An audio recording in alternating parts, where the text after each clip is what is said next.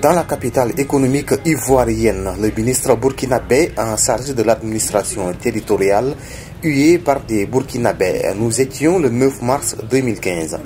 Dans la capitale économique burkinabé, 2 jours plus tard, d'autres burkinabés montent au créneau et condamnent ce qu'ils adviennent d'appeler une barbarie. Barbarie derrière laquelle se cache selon eux une milice de politiciens.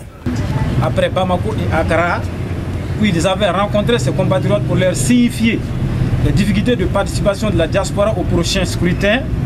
Notre ministre de l'administration territoriale, Auguste Denis Barry, avait été agressé par une milice de politiciens expatriés instrumentalisés dénommés Collectif des associations et mouvements de jeunesse de Côte d'Ivoire, comme JCI.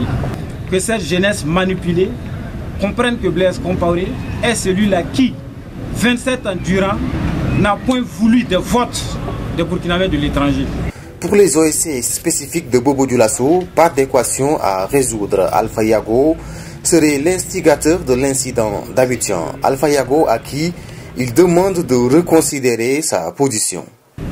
C'est le lieu ici de dire à Alpha Yago, tuteur de l'homme de ce collectif ivoirien, parrain du CAMJH HB, collectif des associations et mouvements de jeunesse des hauts bassins, que son projet de caravane Ouagadougou-Abidjan ne passera pas par Bobo Dioulasso. Nous invitons les honnêtes citoyens résidant dans ce pays frère et amis à se démarquer de ces individus en perte de vitesse.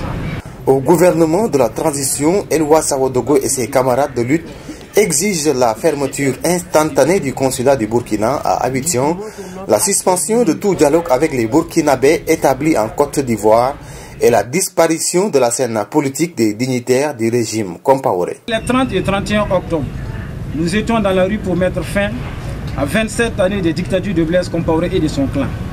Alors que des dispositions soient prises très prochainement pour épurer la scène politique des caciques du pouvoir. Faute de quoi, nous prendrons en temps opportun nos responsabilités.